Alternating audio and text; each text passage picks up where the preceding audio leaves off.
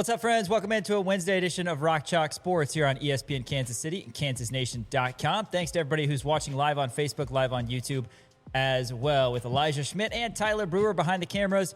Dan Courtwright to my side. I am Sean Kellerman. Hello. Thanks for joining us here for yet another edition. Got a lot to get to, as always, today, so appreciate you guys checking us out. And again, KansasNation.com is the place to go. We're talking World Cup here in the opening segment. What a night it was over at Kansas City Stadium, formerly known and soon to be again known as Arrowhead Stadium.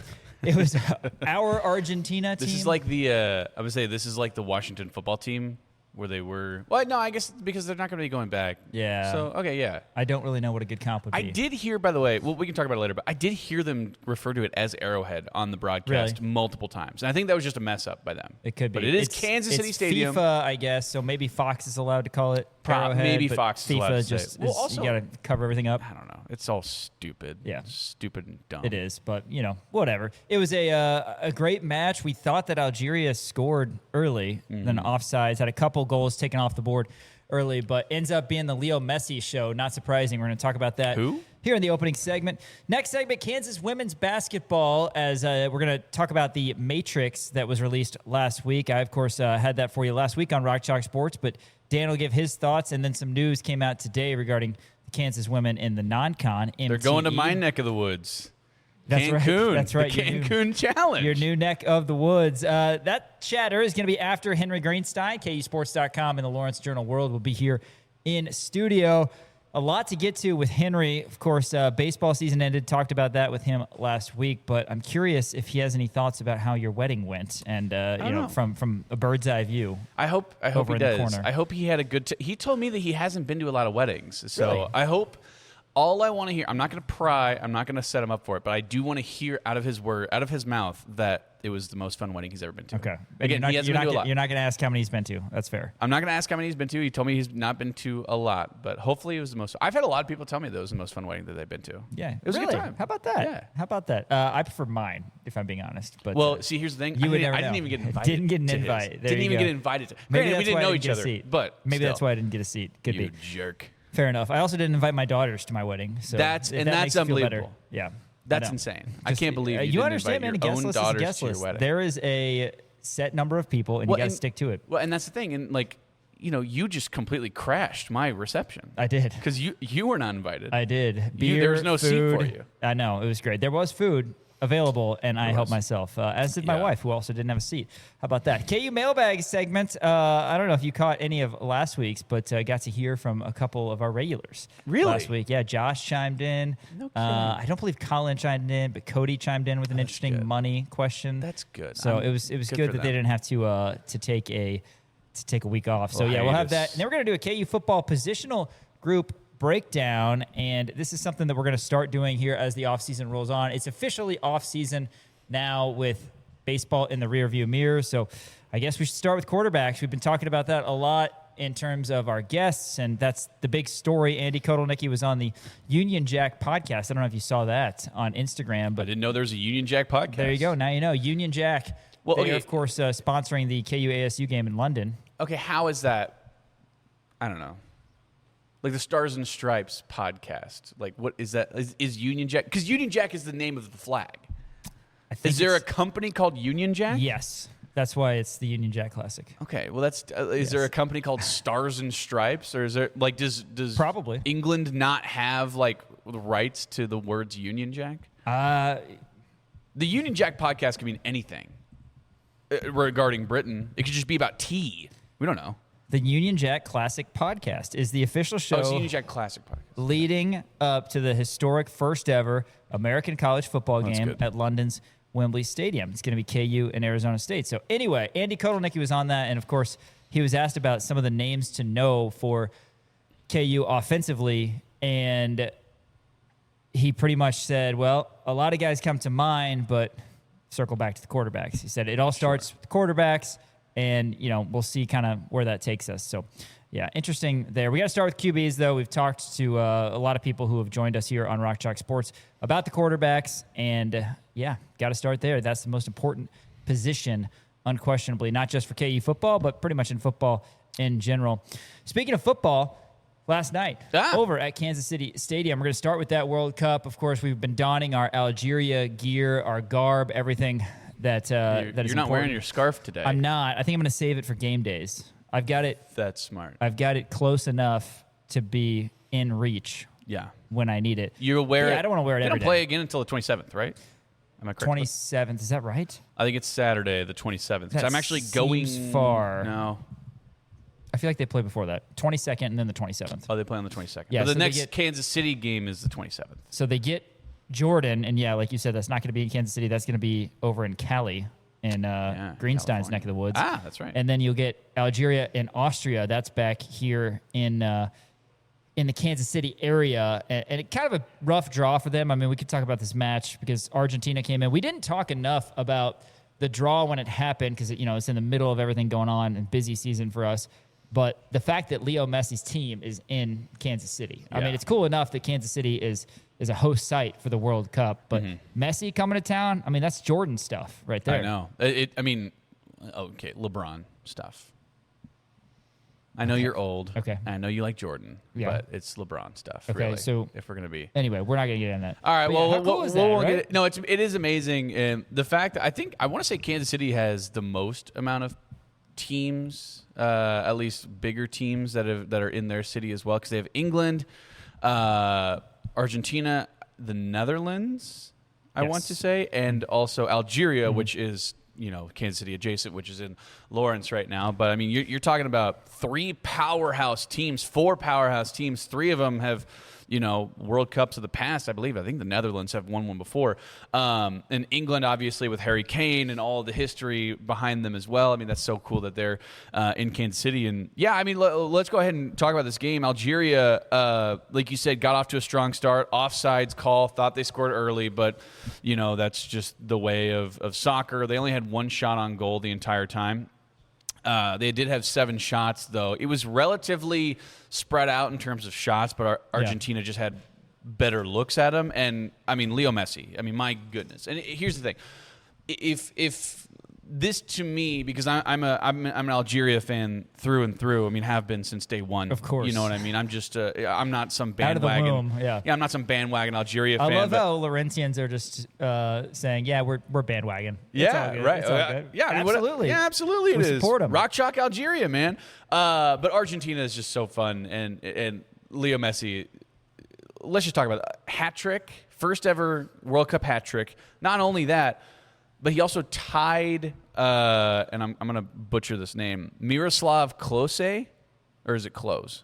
You would know better than I. Miroslav Klose, he tied him for first in most goals in World Cup history with 16. Ronaldo has 15. Gerd Muller, who's another German player, has 14. Miroslav Klose has 16. He's also from Germany as well. But Leo Messi was sitting at 13. He scores 3 in Arrowhead Stadium. I mean, just talk about that has to be one of the biggest. Oh my God! Sporting events, any kind of event, even bigger than the event where Travis Kelce first met Taylor Swift at Arrowhead Stadium. Like that's bigger than this, right? That is such a massive thing. Having a hat trick in your first game in the World Cup, probably going to be Leo Messi's last World Cup. I would imagine he's 38 years old. You're talking he's going to be 42 the next time. I mean, that's just probably not going to happen. You know what I mean? So it's going to be probably his last go-around. Probably going to score some more goals for Argentina, too. But that was so much fun. I mean, you're just sitting there watching greatness. I mean, and you can compare it to Michael Jordan in that Last Dance or even LeBron James now, where you just kind of want to soak it in a little bit. You know what I mean? Even though you're cheering for Algeria, like watching Leo Messi, you're probably not going to see him again in a World Cup. Watching him get a hat trick, 3 goals in Kansas City, in our town. I mean, it's just one of the most unbelievable things I've ever seen. Yeah, I've got some hat trick in World Cup fun facts here shortly. But yeah, Messi had a hamstring thing that happened last month, not limping at all, clearly. And Argentina looks as strong as ever. Yeah, 17th minute. Messi gets it on his left foot and smokes it past the Algerian goalkeeper, who's not our resident goalkeeper. I mean, I guess in Lawrence he is. Luka Zidane. And then the second goal for Messi was in the, let's see what official minute that was, at the hour mark. And Messi rebounded his own miss, used his right foot to tap it in. And then in the 76th minute, that was an easy Messi, goal, yeah. who's 38, by the way, and last year said he didn't know if he was going to be coming to the World Cup because essentially of Father Time, had no problem getting his third as he continued a run, and it was McAllister kicking him the ball, Messi tucking it inside the near post. So Argentina gets a great start to group play. There was a little chatter from some of the professionals that maybe Algeria had a chance in this one, but ultimately a tough draw for Algeria having to get Argentina right away. And of course, they have a much better chance on paper, you would think, against Jordan, and then a solid Austria team after that. Hat trick facts though from the World Cup. That was the 55th ever. 8 is the most hat tricks in a single men's World Cup tournament. Happened at the 1954 tournament in Switzerland. 0 hat tricks back in 2006 in Germany. So have already surpassed that. 2 is the number of World Cup tournaments that Gabriel Batistuta of Argentina scored a hat trick in. 94 in the U.S. and 98 in France. He's the only player to score 3 goals in a match in 2 different World Cups. 4, the number of players who have scored a hat trick twice in the World Cup. Batistuta of Argentina, and then Sandor Kocsis of Hungary. Just Fontaine of France and Gerd Müller of West Germany. No player has scored more than 2 hat tricks in the men's World Cup. That's something Messi could do. Yeah, unquestionably. Absolutely. 1 player has scored a hat trick as a substitute. That was Laszlo Kiss of Hungary back in 1982 when they scored 10 goals. That's crazy. Against El Salvador. That For is a sub insane. to come a in? Sub does it. 10 goals is even crazier. That's that's like coming off the bench in basketball and scoring 55. Yeah. Putting up a double nickel. That's rarity. Crazy. It's a rarity. And then 2 players have scored a hat trick in the men's World Cup final. Jeff Hurst of England was the first to do that back in the 1966 final. And then Kylian Mbappe did so in 2022 in a losing effort for France to Argentina. But yeah, Mbappe, he had 2 goals yesterday, talked about for France. So that was kind of the story. Was, okay, the stars are really shining, and none shine more brighter than Leo Messi, who, again, at the age of 38, provides some fireworks. And, yeah, to your point, one of the coolest sporting events that's happened in Kansas City. I mean, we have, the World Series has been here. We've had any number of great Chiefs games that have been hosted here at Arrowhead. Of course, we have other neutral site games that have taken place. And, the T-Mobile Center has hosted some really cool things. Here in Lawrence, you got to see Michael Jordan come in person once with the Chicago Bulls. There's really cool Garth things. Brooks continuously sell out T-Mobile Center. Those are the only banners hanging up. You know that. But that's the thing is there's so many, like Kylian Mbappe, like you said, had 2. Erling Haaland for Norway, he had 2 as well, and 2 incredible goals too. And Messi just surpassed them all in terms of impressiveness, right? I mean, it's so impressive not only to get a hat trick, but to get a hat trick at 38 years old against, you're not playing, St. Kitts or one of these. This is Algeria. Algeria is a legit team. They have Riyad Mahrez. They have some pretty solid players on this Algerian team. They're not nobody, right? So to be able to do that and to be able to beat Algeria 3-0 is so incredible. And by the way, shout out to Algeria's goalkeeper, Lucas Zidane. He broke his jaw a couple of months ago. Did you see that face mask that he was wearing? That's talk about a warrior. You know what I mean? That's impressive stuff. He wound up having 3 saves in that game too. They had 6 shots on goal.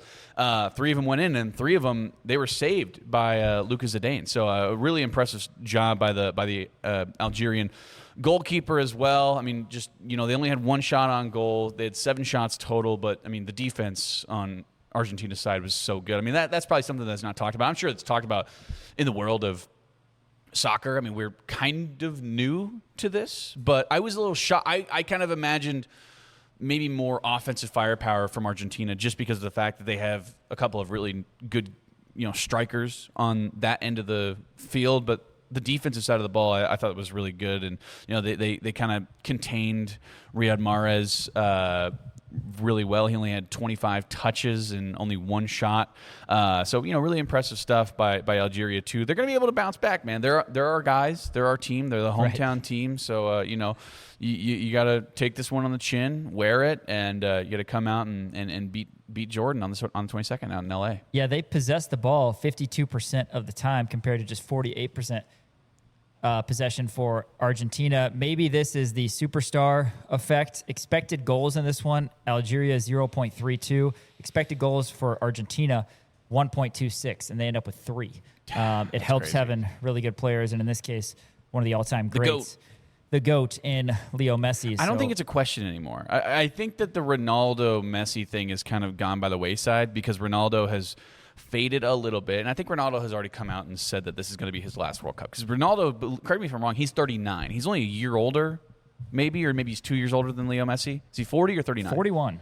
41. So, yeah, My good for him for being out there. He looks good. Portugal He plays doesn't look a bit day earlier over today. 40. So, shout out to him. But I think it's kind of, gone by the wayside of, like, I think people are starting to view Messi as the clear 1-1 overall, like, greatest soccer player of all time. And it's such a cool thing to be able to see that, not only just on the screens and watching this greatness of, like, hey, this is the best player who's ever played the most popular sport in the world, but having his greatest performance in World Cup history in Kansas City, on Kansas City soil. And, I had this weird thought, and I don't know, you can chime in on this too. It made me sad.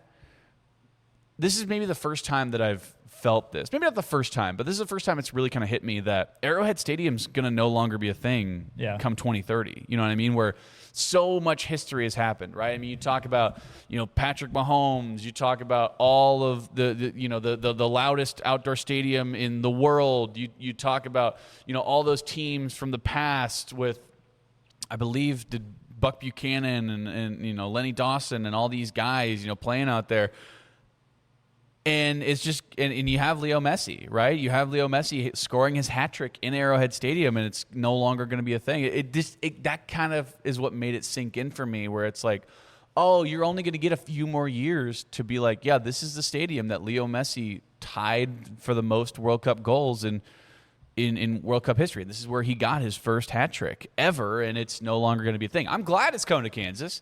I think it's going to be great. I think Arrowhead or the Chiefs were due for a new stadium for a long time.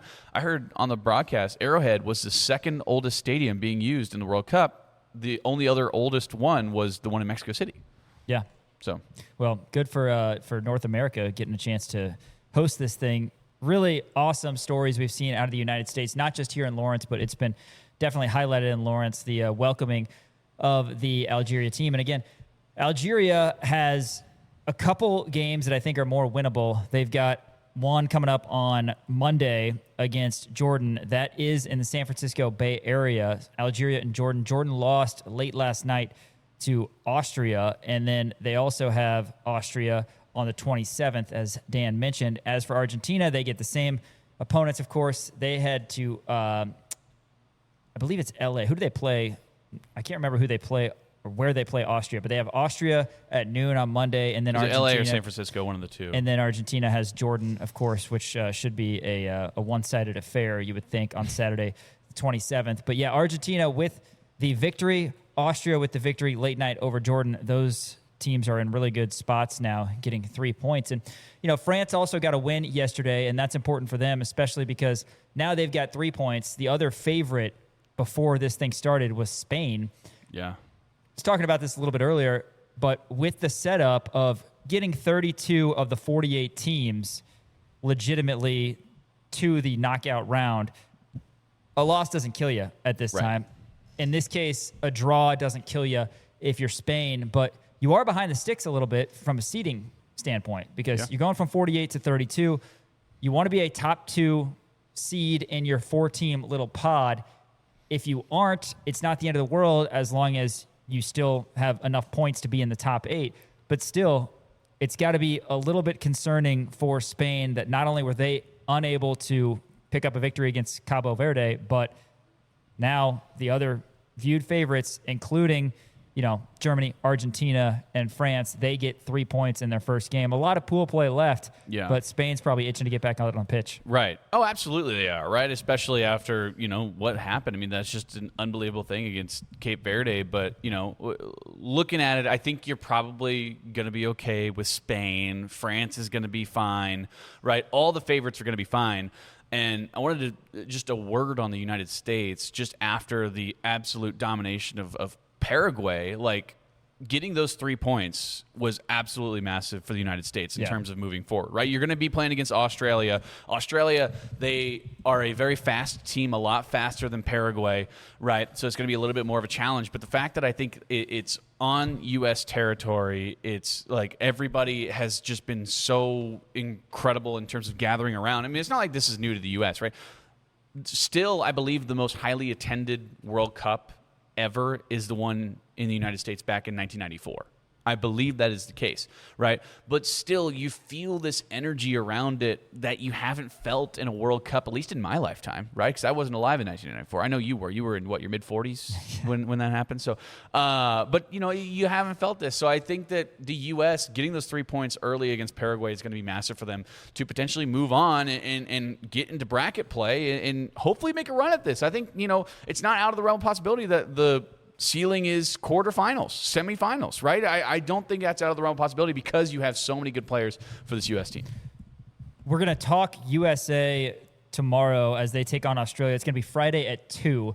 So that game will have happened by the time our show officially airs Friday at 4. But yeah, you get Australia against the United States Friday at 2. And then Thursday, 9 p.m., USA and Turkey. Again, getting the 3 points right off the jump is fantastic for the United States. And, you know, we'll see if they can keep the good vibes because they were, and this is not biased at all, as impressive as any team. Yeah. I mean, Argentina obviously was impressive, and the USA was expected to beat Paraguay, but it wasn't expected to be as much a one-sided affair. It was within the first 10 minutes, USA got a goal, and then they just kind of rolled and continued to add it on. But, yeah, in Group D with USA and Australia both with 3 points, that's going to be an important one coming up Friday at 2.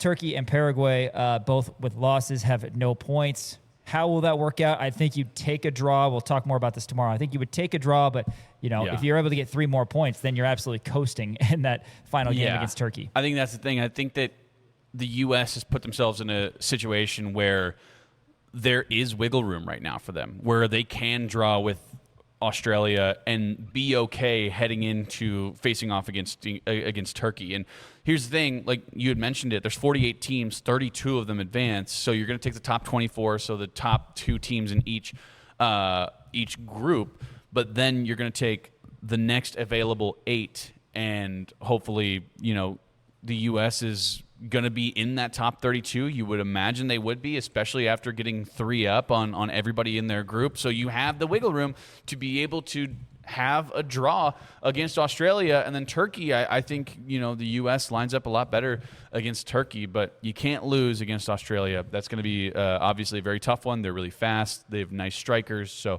it's going to be a really exciting one. But, yeah, we'll kind of keep you up to breast. How do you say it? Oh, my God. Keep you abreast. Abreast. We're going to keep you up to breast on all things United States soccer as this goes on. The Dan Courtwright special. So glad that you're back. Hey, after this, we're going to bring on Henry Greenstein, KUSports.com, and the Lawrence Journal-World in studio to talk about all sorts of stuff. Can't wait to see what Henry's got up his sleeve. That's coming up next on Rock Chalk Sports, ESPN Kansas City, KansasNation.com. Crown Automotive, our founding partners here at Kansas Nation. Great selection of new and used vehicles. You can also schedule Volkswagen or Toyota services at crownautomotive.com. But if you're in the market for a new vehicle, go give them a visit on South Iowa here in Lawrence. Fantastic Toyota options, RAV4, Camry, Corolla, Tundra, whatever you need. Miles Schneer and his fantastic team will help you out. Crown Automotive on South Iowa or crownautomotive.com.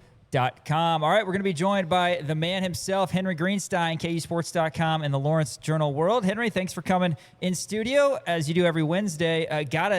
Off the jump, we were talking about this. I know you haven't been to a lot of weddings in your day. You apparently told Mr. Courtwright that. What did you think of the experience over in E-Town? Oh, it was a great time. I really enjoyed it. We did the deed, right? We got it done. It was a lot of fun. I was over there with the KU media contingent and Dan's KU group chat contingent. That's right. Yeah, I have a KU group chat of guys I went to high school with, and I said this is going to be a perfect pairing. It was really smart because it worked out quite nicely. We were also strategically positioned, so we were very close to the snacks. Yes, the snacks were very popular with our table. But no, it was a great time. I told Sean I thought he did a really nice job officiating. Yeah. I will say you exaggerated a little bit the other day when you said we spent the whole time playing that game on our phone. Oh, it was the entire time. No, it was I not. looked over. I was walking down. Nick and Shreyas, maybe. I was walking down the aisle and I looked over and you were on your phone playing 82-0. Fake news.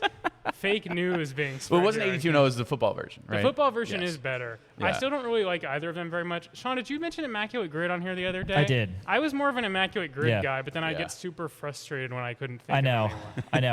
I'll keep it up because you only get one day, right? You get 24 hours to do it. And that is kind of a problem too. But on the other you hand, miss one, it's like, well, this sucks. Well, and there's always like and you never want to go with the obvious ones either. And right? the worst 'Cause one it's is when someone was on a team, but they didn't play. yeah, Like practice trying to do the squad football guys. Immaculate Grid, and it's like, oh, well, Tim Tebow was on the Eagles once, but then he never yeah. played in a real game. So that doesn't Right. count on Immaculate Grid. He has to play in at least Or maybe one. it was the Jaguars. Maybe, Jags. I think He was a Jags, tight end yeah. for the did. Jags. Yeah. Yeah. oh my God, memories. Yeah. I don't know why that's what We're came number to mind. 85. I remember that. But That's like awesome. for instance, I couldn't use Levi Wentz for the Seahawks and Steelers because he hasn't played for either sure. team yet. That'd have been a good poll. Nice Yeah. tie-in. A lot with some of recent true. news. Yeah, but by the way, that is Manuel Henderson Nice as little well. tie-in. What was your favorite part of the wedding? My favorite part of the wedding, The snacks. I mean the reception as a whole. I liked the speeches. The Piper's quality, dad's speech is quality really toast. something. That Yeah, was- he was very efficient. Piper's dad. The DJ said that he was going to cap him at about 20 minutes. He got close. I think he was a little over. He was pushing it. You should have seen him at Piper's sister's wedding. There was about 42 minutes. It was next time around we're like, all right, we're capping it at 20, and he got the podium out. It was a Oh, it was a the whole songs, thing. I yeah, it was really the whole enjoyed thing. watching it as just kind of a work of oratory. Yeah. You know? Yeah, That dude was made to give wedding speeches. Yes. it was something else, that's for sure. Yeah. Henry, all right, let's talk a little sports stuff here. Really? Men's basketball, we'll start on that side. Matrix came out at the end of last week, KU's schedule. You get a couple of road games against teams that are presumably going to be ranked higher than Kansas. You know, who knows how many teams are going to be ranked higher than Kansas, but safe to say everybody thinks that Arizona and Houston will be there. But you only face those teams once. You do face K-State, Iowa State, and Baylor twice. You've seen the home, you've seen the road. What do you make of everything? Yeah, I thought it was funny seeing the reaction to the schedule, people being like, oh man, KU got absolutely screwed. When it's like basically from one year to the next, they just switched the teams Right. that they're Yeah. playing. I guess technically Arizona, they played both ways last year, so playing them only on the road is a little bit of a bummer.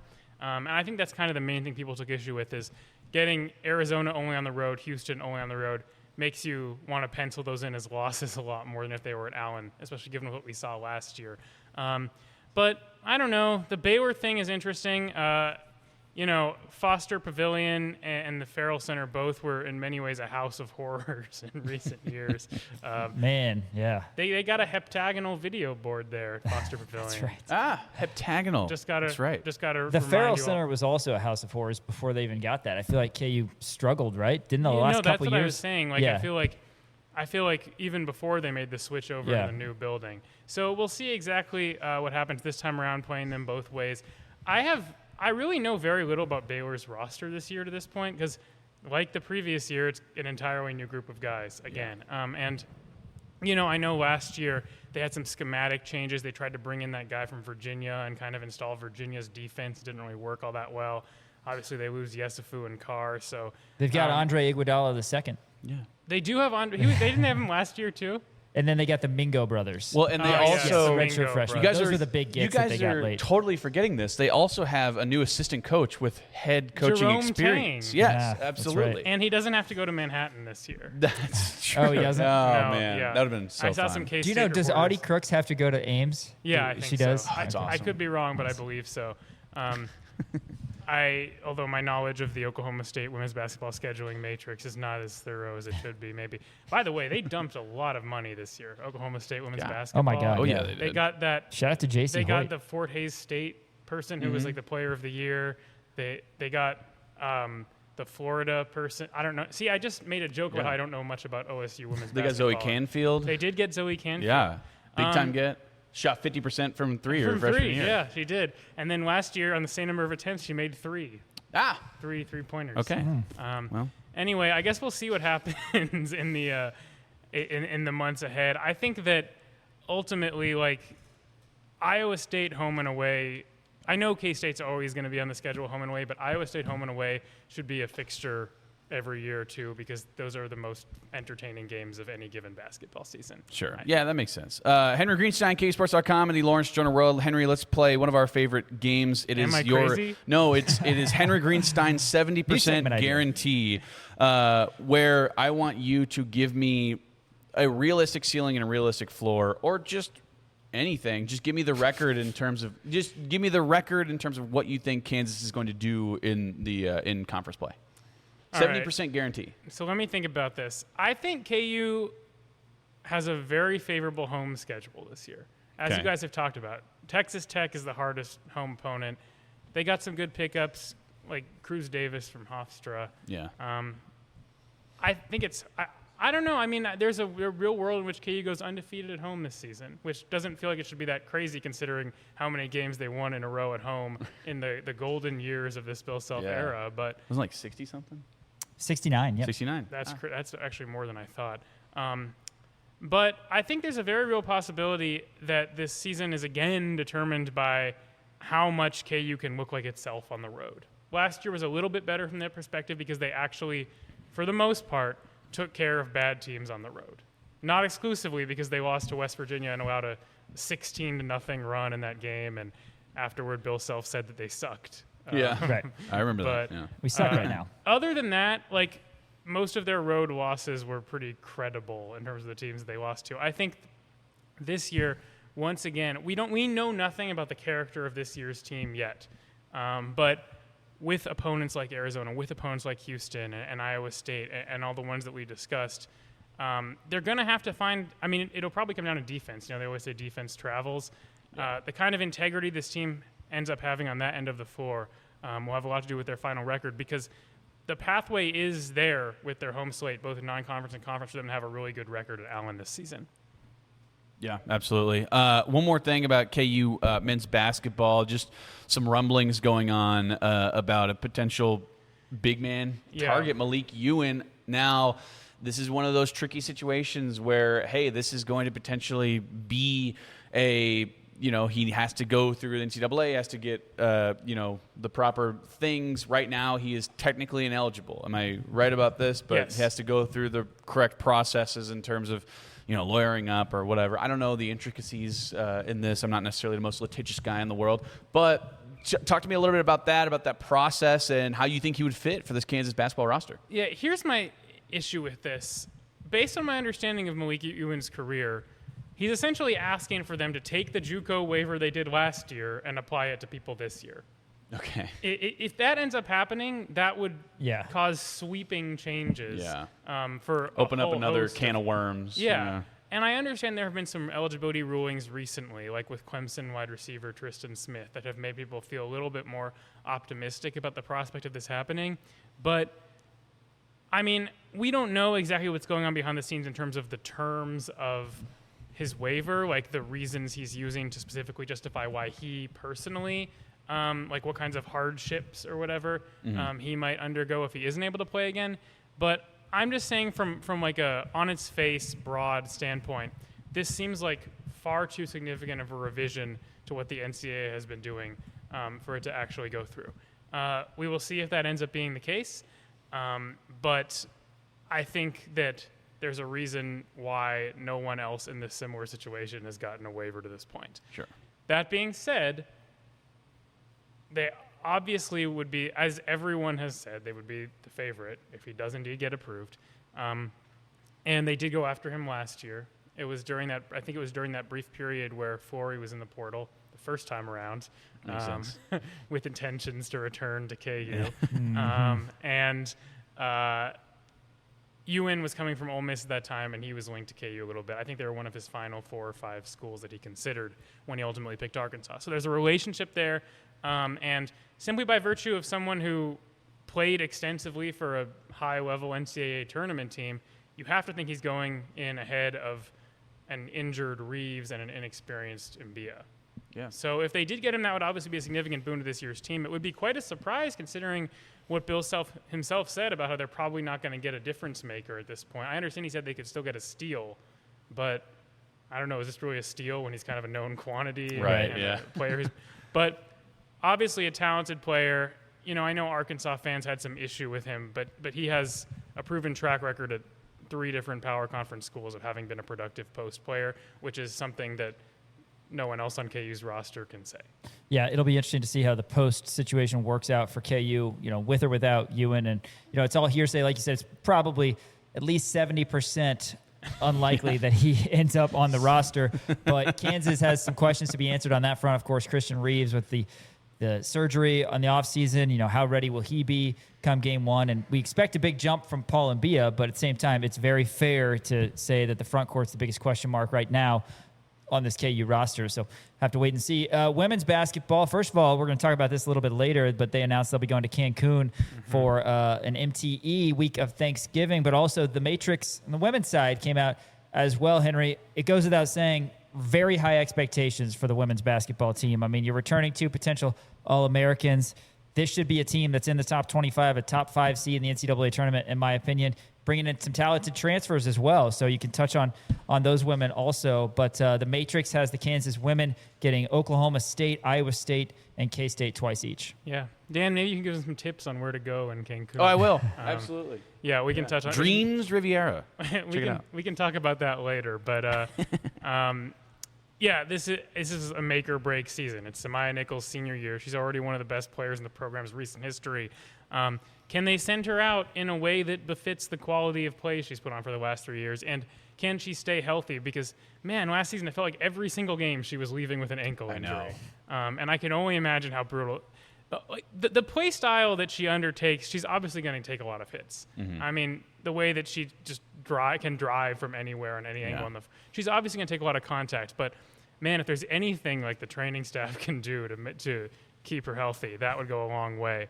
But between her and Jalea Davis, who had just had one of the best freshman seasons in Big 12 history, and they managed to retain for another year, that alone should be enough to contend. Then you think about the idea of some of their freshmen from last year making a leap, bringing in a proven high major scorer in Mariah Noel, and then some of the secondary ball handling options I think can really take the burden off of Samaya, going back to what I was saying about maybe easing the load on her a little bit.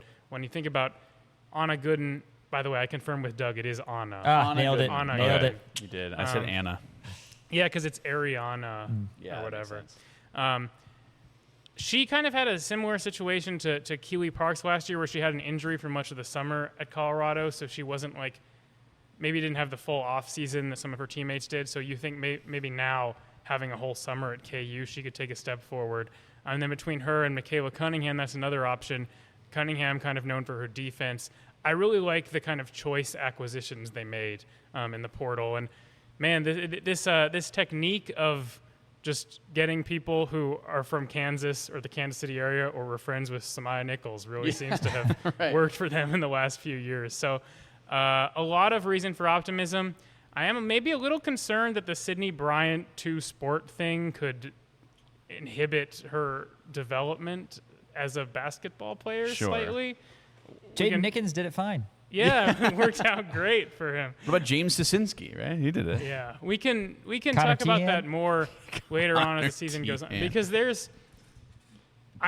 both teams need her. Like, the volleyball team doesn't have a lot of depth in the middle, and neither does the basketball team. So both teams need her, and the question is, will she be able to operate at full potential for either one? Well, yeah, and that's the thing is, obviously there's an overlap, right? There's an overlap. A considerable overlap. There's a big overlap there. I guess, I don't know if you would know this, but in your eyes, what would take precedent? Would it be basketball, or would it be what if there is a scheduling difficulty of hey, there's a volleyball game this day in Provo, but there's a basketball game in Cancun or whatever, right? What happens there if it's Sydney Bryant? Well, I'm sure we'll hear more about this in the weeks ahead, both because we'll probably do a media thing and because Brandon's going to be on Hawk Talk next week. But my colleague Jordan Gusky talked to him earlier, and basically he said, I believe the idea is she's just going to go all the way through with volleyball and then join basketball after that. She'll be able to do some basketball training and film and things along the way, but I think she's just going to stick with volleyball so you can check out his article from earlier in the summer about that, because he was able to talk to Brandon about it. But that's kind of my concern, is if she's coming in December having only done like intermittent basketball activities.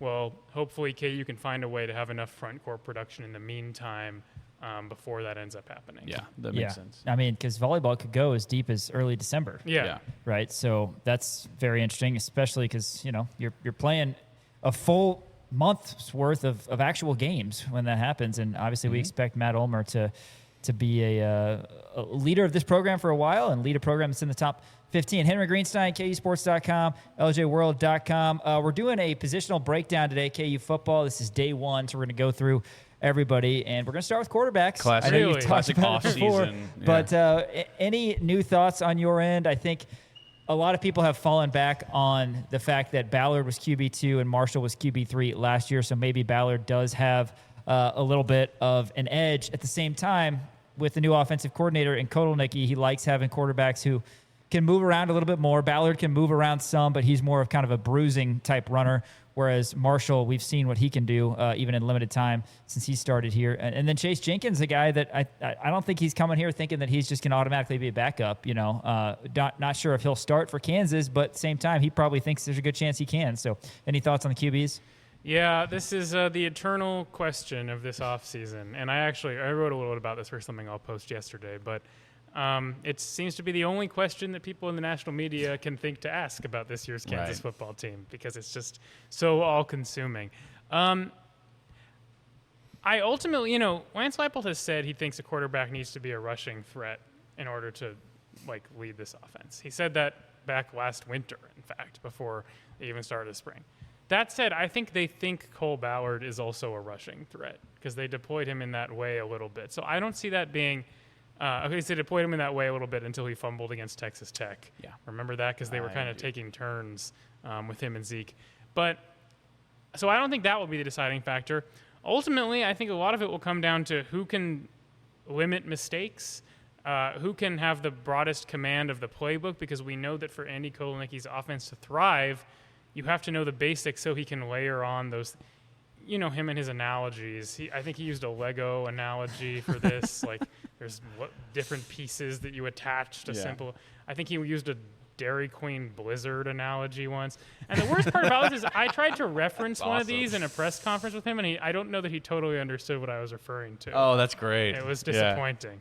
But anyway, I think that more so than the on-field electricity and attributes of a given player, it will come down to how respected they are in the locker room and their command of the playbook. I know that sounds like I'm leaning toward Cole Ballard, but I think it's totally possible that in fall camp, Isaiah Marshall could show enough to be the starter. Do I think Jenkins will be able to? Well, he was hurt in some sense for a lot of the spring.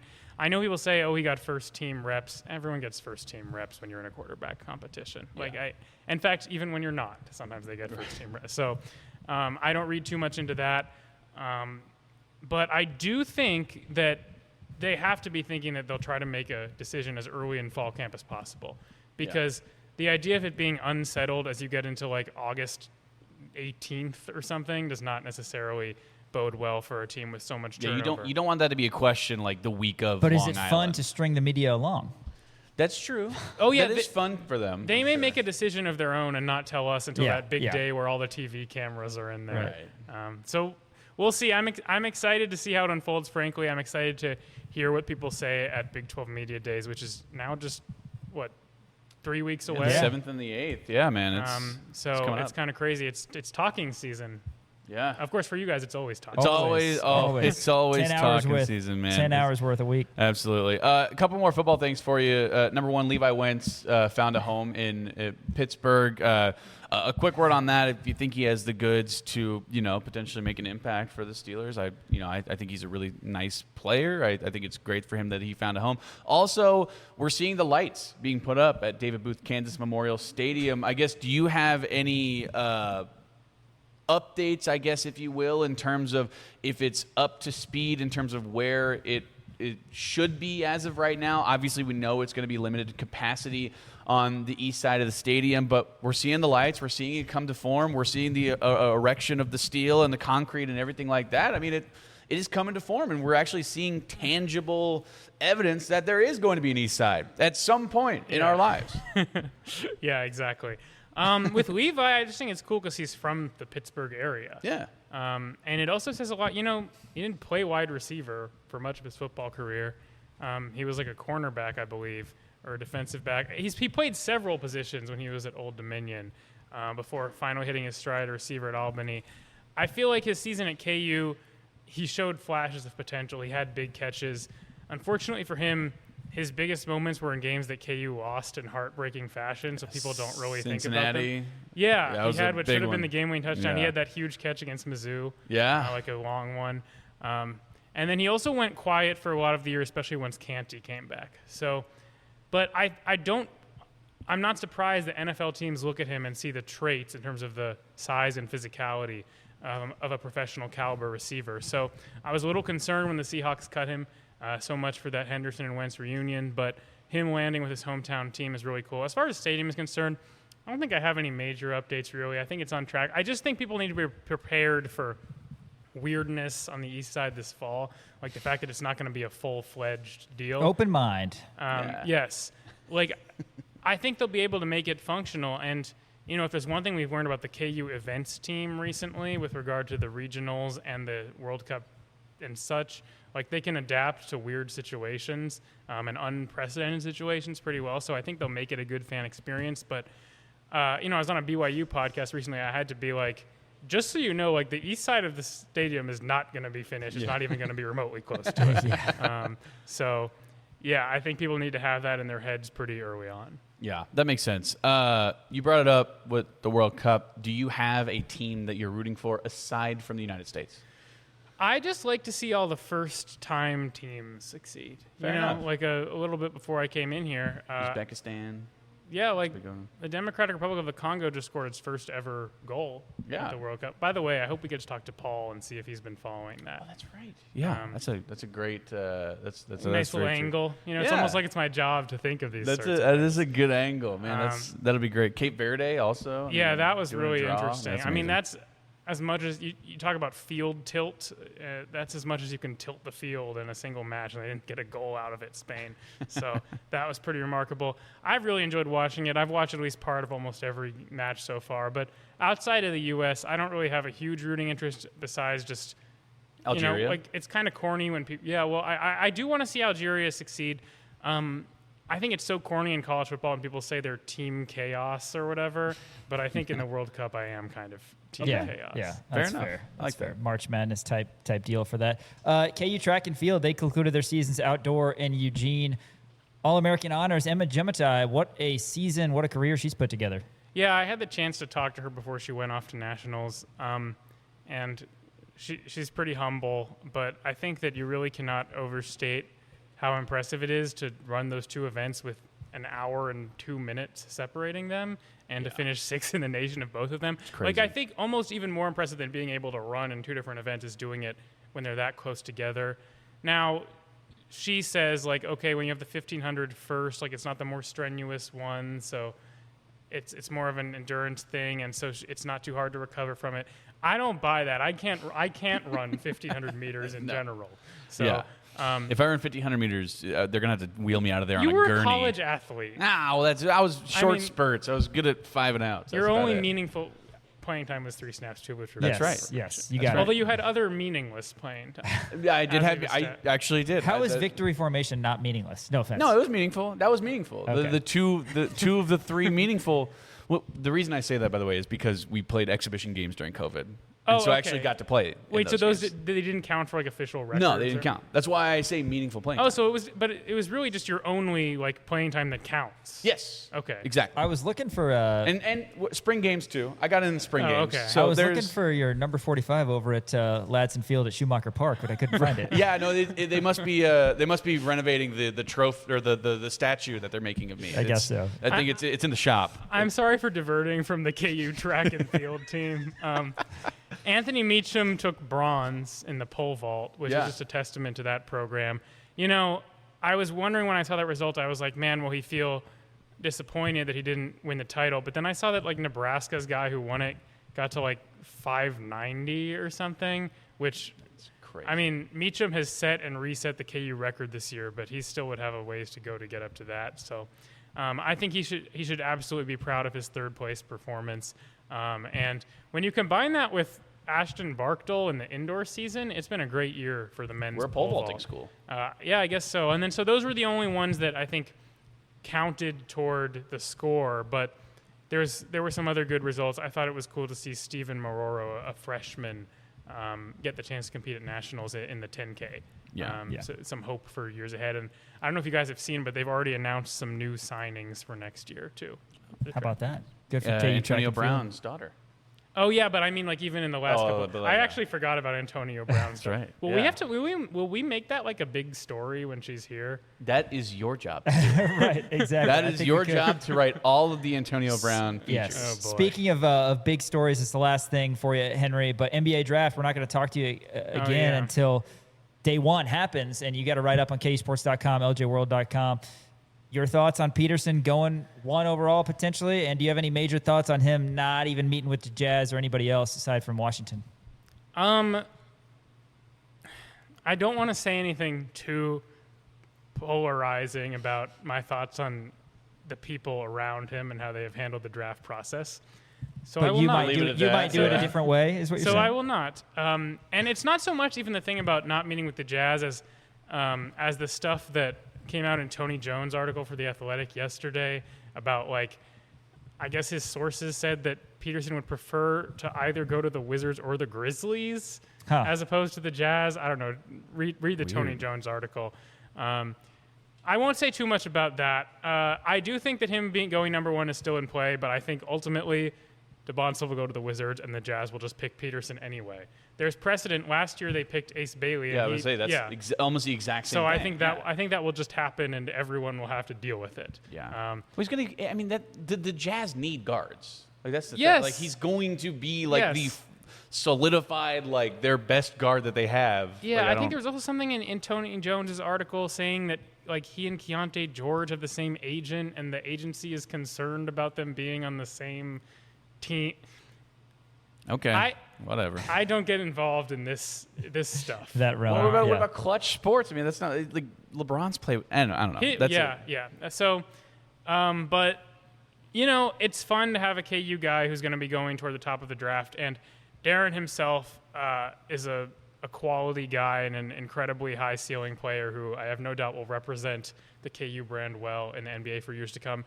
It's just a shame that between his season at KU and the creatine stuff and now this latest draft week buzz, oh my God, it makes him look worse. I know that's the thing. He's such a good kid. I mean, like we've seen this. Yeah. Like he's such a good kid, and like he's so friendly, and he's not a diva whatsoever. Yeah. But it's just the weirdest things have happened Yeah. to where that everything just happens to be a He's saga. become a diva because of the things that you're not going to comment on. Right, exactly. Even though I just said stuff about that. Right, exactly. Yeah. Well, hey, KUSports.com, LJWorld.com. Henry has great stuff, and there's going to be NBA draft coverage, and of course, anytime anything happens around KU, which right now we're in a little bit of a dead period, but it'll pick up before we know it. Like you said, Big 12 Media Days on the football side will be here very soon. So give Henry your support over at KUSports.com. Hey, appreciate you, my man. We'll see you soon. My pleasure. Thanks, More guys. coming up. Rock Chalk Sports right here. ESPN Kansas City, KansasNation.com. With Jayhawk Checking from Central Bank, Jayhawk fans can carry their pride wherever they go with the official Jayhawk debit card, a simple way to show school spirit every day. Central Bank is proud to support the traditions and communities that bring people together. As the proud community banking partner of the University of Kansas, Central Bank is committed to serving Jayhawk fans with banking options designed for real life, on campus, at work, and everywhere in between. Learn more about Jayhawk Checking and the exclusive debit card at jayhawkchecking.com. That's jayhawkchecking.com. Central Bank, the proud community banking partner of the University of Kansas. Member FDIC.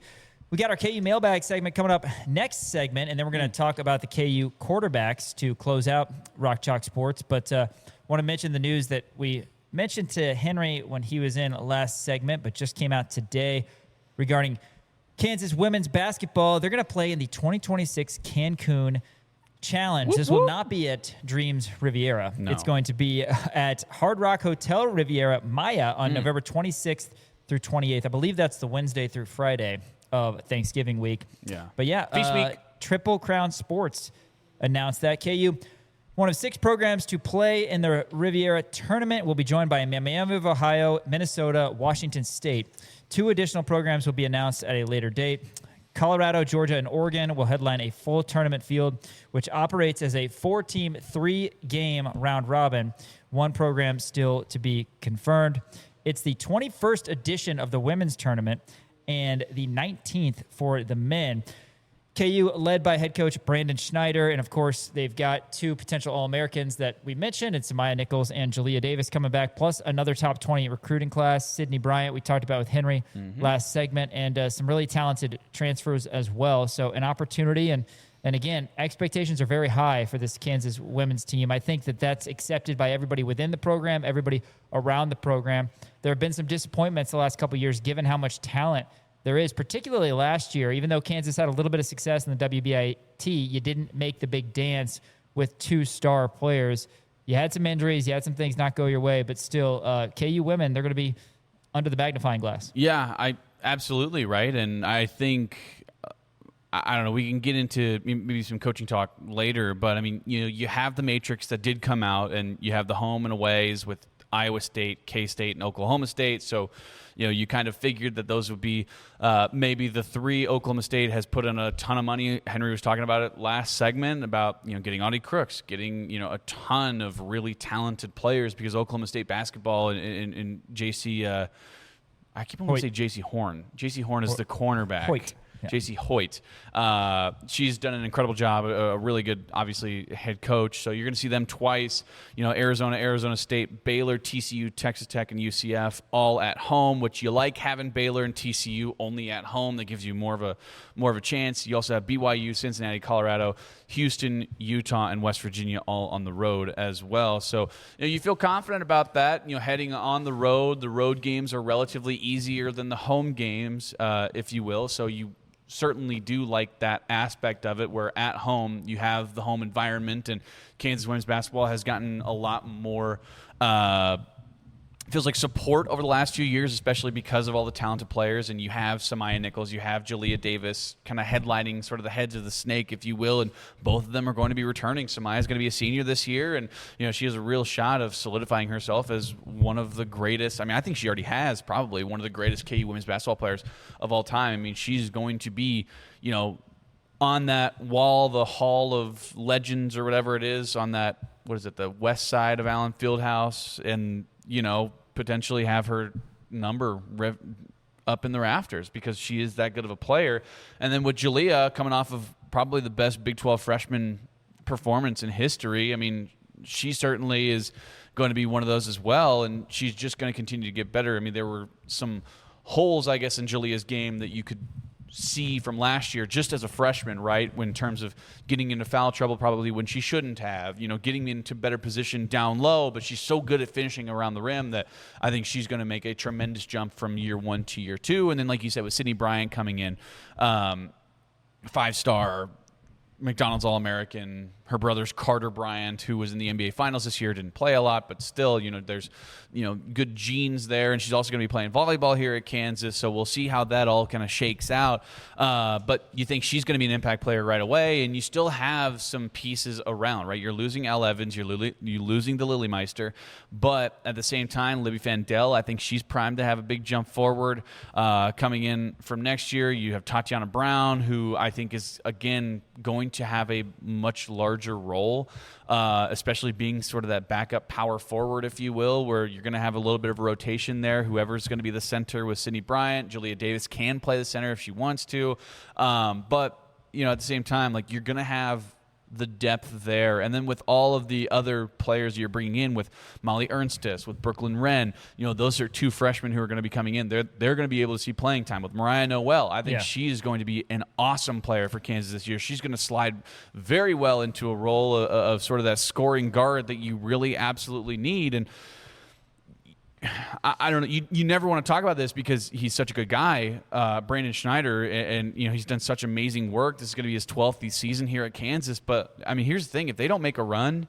you're starting to talk about potential coaching changes. He's done such a good job in terms of bringing the talent in to Kansas, but at the same time, what has he done with that talent? Not a lot. They made it to the NCAA championship last year.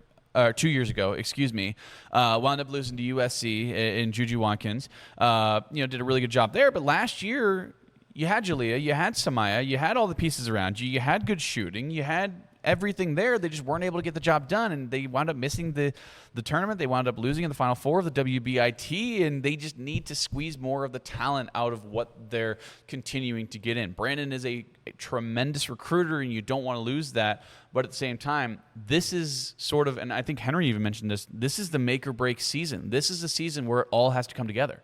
Yeah, 2 all Big 12 first-team performers, and Nichols and Davis, and KU fell short of the NCAA tournament. That's not something that happens very often. Right. So, yeah, with Mariah Noel, a local kid coming over, and the really talented freshman class, it's got to come together. Some of that's going to be dependent on Michaela Cunningham as well. She'll be, I assume, the backup point guard. But you got to have people shoot consistently. Libby Fandel we're really high on, but she didn't shoot 3-ball consistently. Elle Evans did, one of the best shooters in the country, but wasn't able to be on the court for some other reasons for KU. Shout out to Elle Evans, by the way, who recently signed to go play across Costa. the pond. Shout out to Costa. She's playing over in Italy.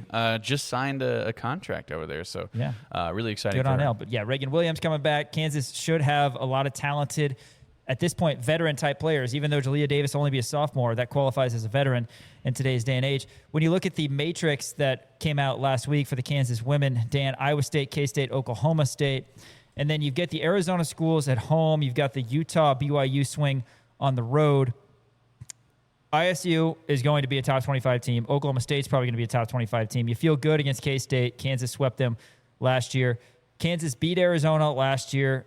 ASU is a team that can be vulnerable at times. You mentioned Baylor and TCU. And then on the road, there's a lot of winnable games. Yeah. Houston, Cincinnati, you should beat those teams on the road. You should beat Utah on the road. Going to be tough at West Virginia. BYU has kind of been similar to where Kansas has been. KU beat them good in the regular season, but then that's who they lost to in the Final Four of the WBIT. Yeah. So that'll be tricky. And then Colorado, that's a tough team, but not a team. On a good and revenge game. That's right. Not a team that it should be looked at on paper with people saying Kansas isn't going to win this game. I mean, maybe a couple of these, like you said. I mean, Baylor, TCU, they have a lot of resources in their women's basketball programs. And Texas Tech was a top 25 team out of nowhere last year. We know they have resources. All 3 of those teams you get at home. And then, on the road at Iowa State, at Oklahoma State, you're going to have tough games like that. But this is a Kansas women's program that in an 18-game slate, with how it's shook out, I mean, you got to win 12 games, right? Yeah. It seems like 12-6 should absolutely be doable. And if that happens, then not only are you in the tournament, but you're in the conversation about being a top 5 seed. Right. And I think this is kind of the beautiful thing about this Kansas women's basketball team is the fact that in the world of NIL And the transfer portal. that you don't necessarily know a lot about a lot of the other teams, specifically in men's college basketball, specifically in men's college football, right? Where we were talking about this, about like Baylor, we don't know what the hell they're going to do, right? Same with a lot of K-State. We don't know what to expect out of K-State. We don't know what to expect out of a lot of these teams. We don't even know what to expect out of Kansas, right? Because you only have one returner who played really meaningful minutes, 2, I guess, if you want to count Paul and Bia down the stretch in the NCAA tournament, right? With the Kansas women's basketball team, you know what you're getting.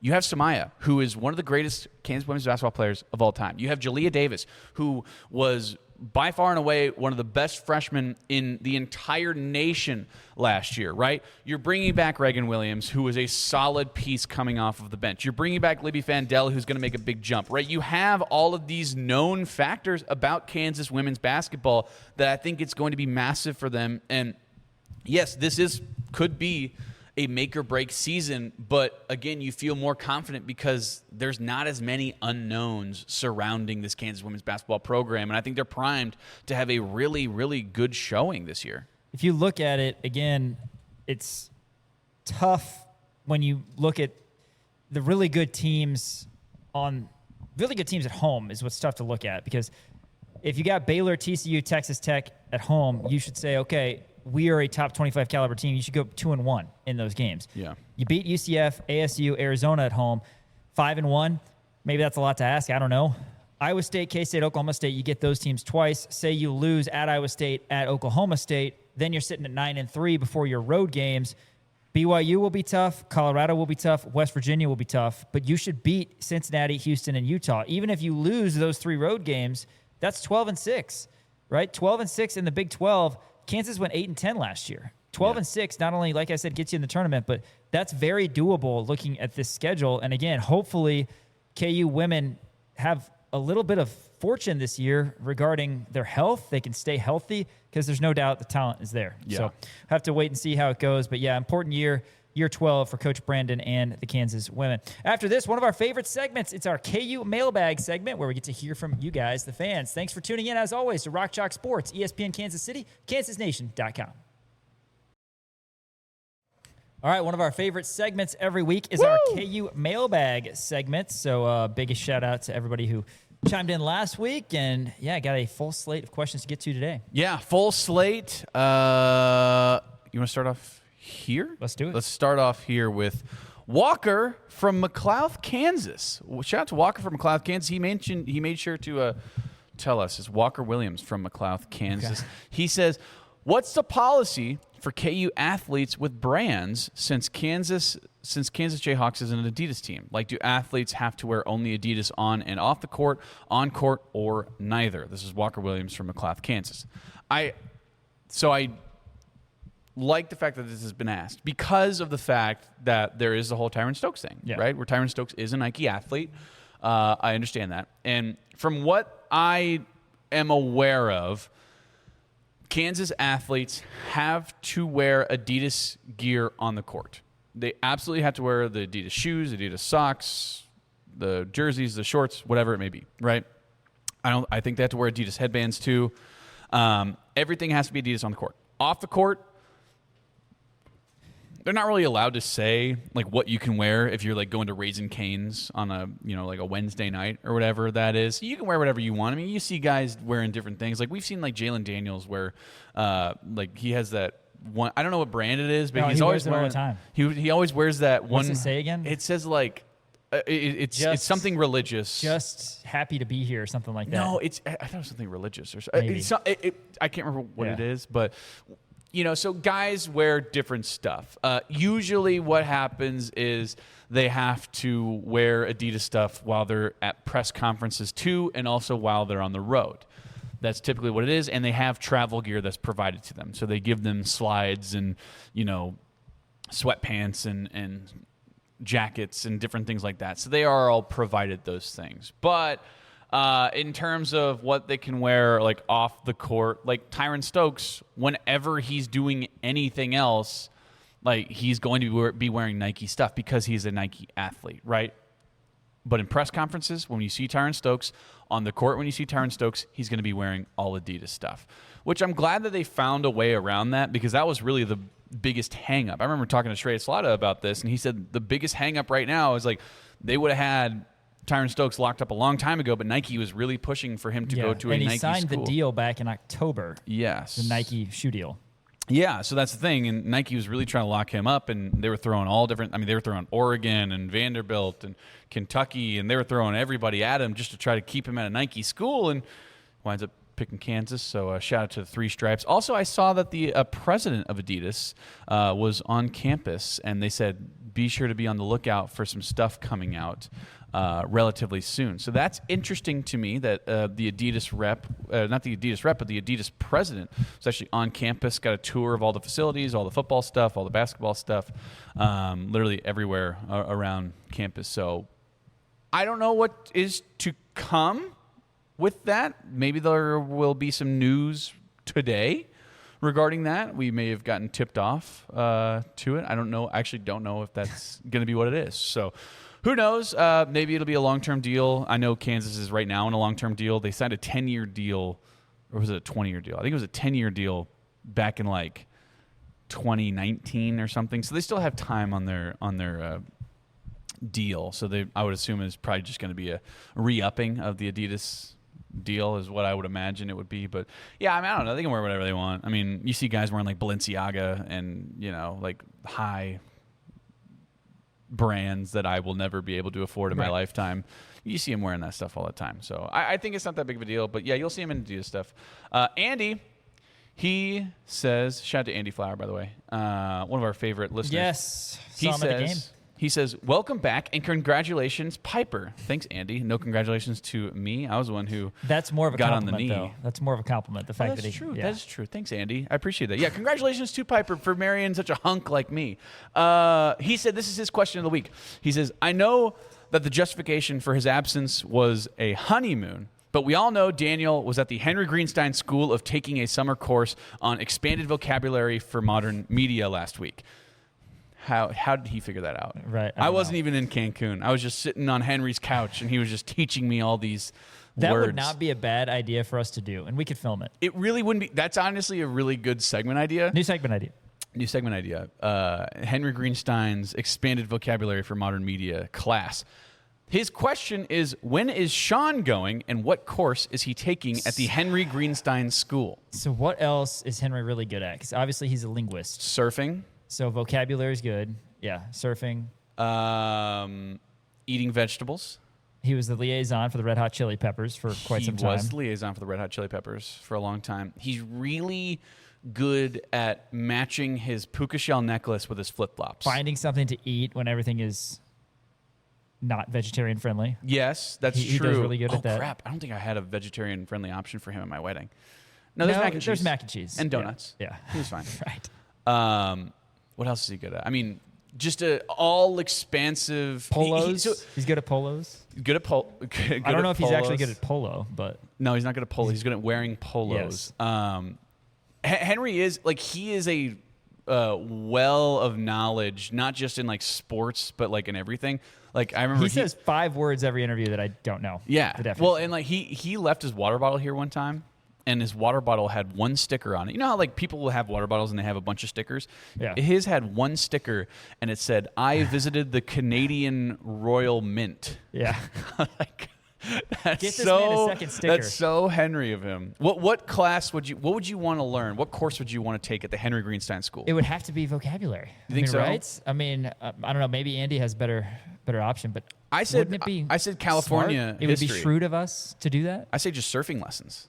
Surfing lessons is good. Yeah. Yeah. California history. California history. Comedy writing. Wine tasting. His father is a well-known comedy writer. That's right. Shout out to Jeff. That doesn't sound It's right. Jeff.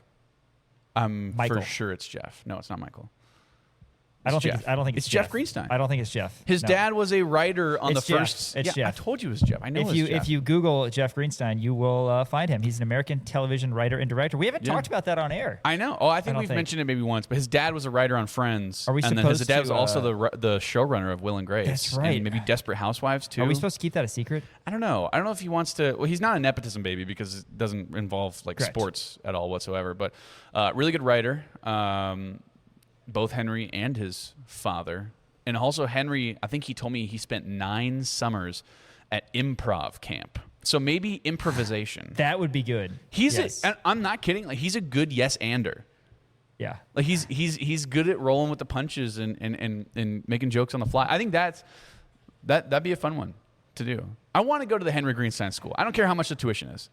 Anything language, vocabulary related, that's Yeah. an automatic win. But For yeah, sure. for sure. Hunter, how long do you think it would take you to drink all the water in an above ground pool? I mean, Okay, how big is the... Yeah, we got to ask. Above ground pool, how long do you think it would take you to drink all the water? How much water do you drink per day? Not that much anymore. I feel like you used to drink more. It's not as easily accessible. How many gallons? Okay, so I have a 15 by 30 above ground pool. Okay. Which that doesn't feel, because usually they're round. But Yeah. whatever. This is just what Google is saying. This isn't even Al Overview. This is another thing. 15 by 30 oval above ground pool has approximately 11,521 gallons. Oh, I'm bringing up the calculator. So here's the thing. So 11,000, how much? I'm just going to say 11,000. 11,521. If you can drink 1 gallon, because that's about all you can do. 1 gallon of water a day. A gallon's 128, right? 128 ounces. And I think like 96 is getting into like dangerous territory of over hydration. You would have to like do a lot of workouts in between to lose water. Like you'd have to like run a marathon every day to lose all that water if you wanted to go more. Okay, so if you drank 1 gallon a day, that'd be about 90 days. No, that'd be about 11,521 days. That's true. I was very confused by why that came up as 90. Why did I just do that? come up as 11,521 divided by 128. Oh, that's if you drank. Why did I do that? Why did you do that? 128. There's 128 ounces. So this is just completely wrong math. You're completely wrong. So how many God, maybe I need days? to take math at the I mean, it would take So years. 1 gallon of water, that's doable in a day. Easily, that's doable in a day. I mean, you know the big water I wouldn't jug. say easily. You know the big water jug I bring in? I mean, Is that a that's gallon? probably That's not a gallon. it's probably 64 ounces, so that's half a gallon. You drink 2 of those a day? I easily drink 2 of them a day, yes. Are you serious? I mean, I have 1 of those, Good but then for I have you. my other casual water. Good for you. So 11,000, so yeah, about... But again, don't if say you're- it's easy. But again, if you're trying to do it, then you could drink Sure. more. I still Could you say drink it's 2 about gallons of water a day? Let me see if that's healthy. how many? Hold on. How many years is Yes. 11,529 days? According to Al Overview. So 11,529 days is about 31 and a half years. Oh my God. It would take you 31 and a half years to drink all of the water in an above ground pool. 1 gallon is not too much as long as it is sipped gradually. So a gallon is about right, man. Okay, so do you want to push it to 2? No. That's what I'm saying. Yeah. Like a gallon's probably So the maximum you can do. So 11,000 days. So how many years is that? 31 and a half. 31.58. So a little over. That better be a tasty above ground pool. Yeah. I mean, maybe throw a liquid IV in there or something. Man. Maybe a few liquid IVs. Maybe Probably one wouldn't be Maybe some enough. pre-workout powder or something like that. Just Yeah. to spice it up a little bit. Also, like some, I don't know, but like again, like if you wanted to do more, you'd have to like work out a bunch to lose water to go like Yeah. you could maybe push it to 1.5 gallons. Right. Maybe. Maybe. If that. I mean, that's Right. 3 of your water Which would bottles. get you down to how many years? 20-ish. Yeah, 20 years. That's still Yeah. a long time. Yeah. Great question there, Hunter. Good Man, question, hard Hunter. hitter. Thank you for the Hard question. Also, Hunter wants to know, what is an appropriate time to start mowing your yard? I assume he means time of day. Time of day. What else? What else would he mean? April 4th. Okay. Appropriate time of year to start mowing your Sure. lawn. Yeah. You're not going to pick December. It depends if it's a weekday or a weekend. And it depends on which weekend. And it depends on who you live by. Depends on how hot it is. So if you live by, so yeah, it really does. So if you live like in the country, doesn't matter because you're not going to wake anybody up, right? If you live in a, Because that's let's say probably you the live, root of 'cause this question, right? this is where I live. Where I live, there are some questionable neighbors to my west, but Yes. I don't want to really talk about them. They actually made the Lawrence Reddit page. If you I know, you saw know, that. because they are neighbors. If you've seen wouldn't- them on the I Lawrence wouldn't call Reddit them friends of the page, show. those are my neighbors. I do not talk to them.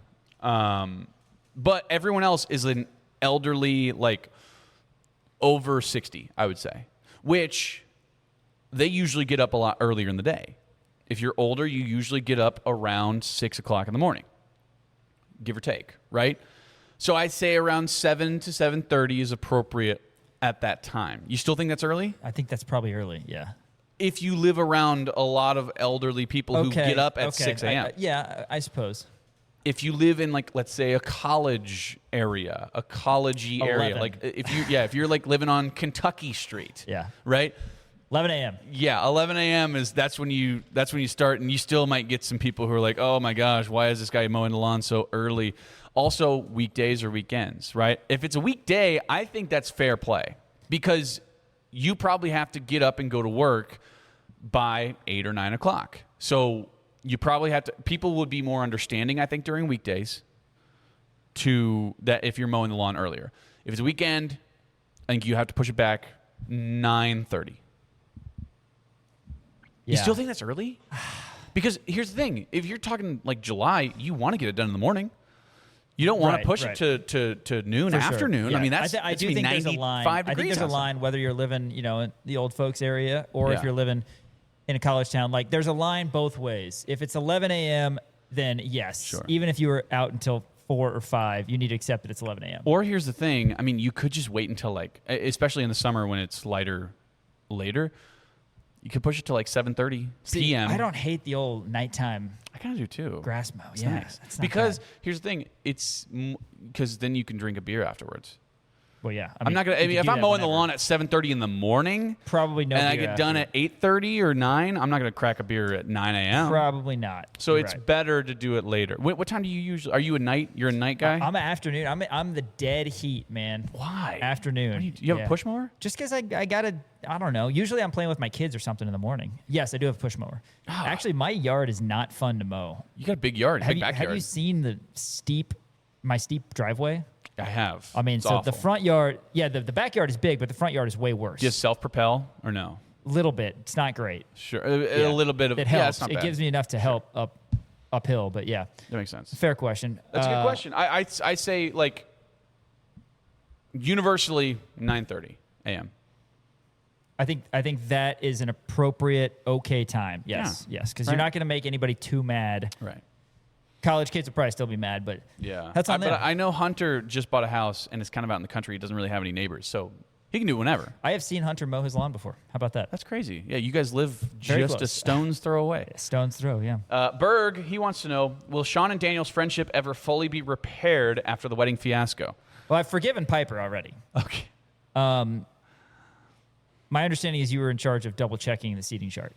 That was not my job. Well, everything else was Piper's job. So what did you do What did that I was do? helpful for your wedding? I bought an engagement ring. Perhaps you could have double checked What the else seating did I do? chart. I could have. Yeah. I should have. I don't know. Perhaps if I'm able to go on Daniel's next trip to Cancun without you, that would be a good way. Let me write that That would down. be a good way for you to. That's the only way you'll repay me. I don't think I'm ever going to go to again, just because it's really expensive, and You'll go to Cancun again, though, right? I doubt it. Not for all inclusive. Why is that?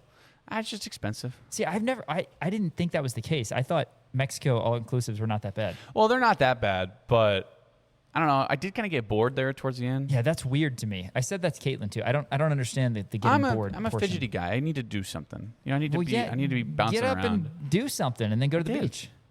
I had a spa day one day. Do some jumping It's jacks. great. I'm not gonna do jumping jacks. Yeah, I don't think I would get bored. Maybe after like 3 weeks. How about this? How about next time we do something? I'll buy you a beer. Okay, that's good. Okay, that's All fine. right, we're good on that front. Berg also wants to know thoughts on DP pretty much saying I'm not going to the Jazz. That's going to be weird when he is going to the Jazz. Yeah, I know. Maybe the Wizards will take him, but Maybe I don't think it's out of the realm of possibility that he goes 1-1 overall to the Wizards. Right. Henry didn't want to say it. I'll say it. His camp. That's a good word. His camp, his agency, his management, whatever you want to call it, I think are doing a really bad job at painting him. They're doing a good job at painting him in a bad light. They're doing a bad job of painting him in a good light. They're making him look like a diva. And that's the thing. I'm going to be the biggest proponent of Darren Peterson ever because he is such a good kid. And we've seen it. We've talked to him consistently throughout this last year. All he wants to do is play basketball. And all the other stuff he doesn't really care about. Like, he doesn't care about, like, the business side of it. All he wants to do is play basketball. Which leads his management, his camp, his agency, whatever you want to call it, to be able to single-handedly steer the ship in what they think is the correct way to do it. I don't know if Darren had a say in terms of whether or not he wanted to meet with the Jazz or meet with the Grizzlies or meet with anybody else other than the Wizards. Again, I thought it was kind of, there's two ways to look at it. It's kind of a cool thing to do to call your shot and say, hey, I'm 1-1 overall. But also it's like you can't really snub the other people. Like, if you don't, then it might piss off the Jazz. And, like, the Jazz might... I think that there's not a world where the Jazz don't take him at 2 just because he's Yahoo that Sports good. has Cam Boozer going second to the Jazz. Okay. So maybe he pissed off the Jazz so much by snubbing them, and they already went through this with Ace Bailey, that they're like, you know what, screw it, we're not even going to take him, and he winds up falling to 3 overall, which would suck. I think Darren is going to be very good, and I think that it doesn't matter where he goes, right? I mean, you look at a lot of the first rounders. I think you can feasibly look at it and say, like, well, it doesn't matter where they got selected because guess what? They're still playing really high-level basketball. Like, there are guys like Jokic was a second-rounder, right? Jalen Brunson was a second-rounder. Like, you go up and down the line. Mikal Bridges was a middle first-round guy. I don't remember if he was a lottery pick or not. I think he was a late lottery pick, maybe not. So I think that it doesn't really matter, but as of right now, that's the story. And it's awkward for sure, especially if he does wind up going to the Jazz. But I think he'll be playing high-level basketball no matter what. The only thing that it reminds me of is the Phillip Rivers, Eli Manning thing. Sure. Where Eli Manning had to pretend to smile and then ultimately got traded to the Giants. Yeah. Because DeBonce has worked out with both the Wizards and the Jazz. And Peterson has worked out with the Wizards multiple times and not the Jazz. So it's not like a well-kept secret that it seems like he doesn't want to go to Utah. Whereas DeBonce, from everything we've seen, wants to go number 1, but is happy going anywhere. Right. And according to Shams Charania earlier this week, both DeBonce and Peterson think that they'll be picked number 1. Right. So it's just the whole thing is awkward. Is this the first time we've had a real coin flip? Maybe in a long time. But legitimately, because usually, like, you remember, like Markelle Fultz, like the 76ers came out and said that they were going to pick him 1-1 overall, no matter what, like right when they won the lottery. Yeah, and it's like, okay, well then there's no buildup, and it feels like that's that way every single year. Like everyone knew Cooper Flagg was going 1-1 overall. See, DraftKings has DeBonce at -475 and Peterson at +360. That doesn't feel like a coin flip to me. No, it doesn't feel like a coin flip. It's not a coin flip. Okay, fine. But bet on yourself, man. It's going to be awkward. It's going to be weird. And, if Darren goes to the Jazz, I hope that there's no love lost, and I hope it's not awkward for him. I hope he plays really good basketball. There's a world where, and I've said this before, the Jazz want DeBonce so bad they try to trade up to 1, and that's going to take a ton. Yeah. But they would get DeBonce, and they feel decent about everybody else they've got. They just traded for Jaren Jackson Jr. Yeah. They've got Ace Bailey. I don't know if one of those guys would need to be a part of the package. Maybe Bailey because he's younger and had his own issue. But they want, you would think, DeBonce, given the fact that he. But that being said, I don't know if it's worth it to move up 1 spot. But if that's the case, then maybe Wizards drop down to 2, and then obviously you'd think they'd take Peterson. But 23rd and 24th of June here coming up next week, the NBA draft, and some of our questions will be answered. Hey, appreciate everybody sending in your questions. Twitter, Facebook, everywhere. KU Mailbag. We do it every Wednesday here on Rock Chalk Sports. After this, we're starting our Kansas football 2026 positional group breakdown, talking quarterbacks. That's next. ESPN Kansas City, kansasnation.com. Tell you about our friends over here at Custom Lawn and Landscape. Spring and summer are made for backyard fun. If you're like me, you've got kids running through the grass outside. Nothing ruins time outside faster than fleas, ticks, and chiggers. That's why families trust Custom Lawn and Landscape to help keep their lawns beautiful and protected all season long. Our home insect control program helps defend your yard from those pesky bugs so your pets and loved ones can enjoy the outdoors more comfortably and safely. And right now, you can sign up and get your first application absolutely free. That's right, your first application over at Custom Lawn, absolutely free.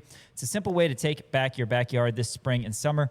Visit CustomLawn.com to schedule your free first application with the Seasonal Insect Control Program. Custom Lawn and Landscape, helping you love your lawn without the bugs. Team USA will do battle with Australia Friday at 2. We're going to talk about that tomorrow on Rock Chalk Sports. Appreciate everybody who's watching on KansasNation.com, as well as live on Facebook, live on YouTube, and listening over on ESPN Kansas City. World Cup kind of at the forefront. So cool that it's here in the area in Kansas City. And, of course, we've got Algeria being hosted here in Lawrence, Algeria. We talked about this a little bit earlier, but they have a couple more matches.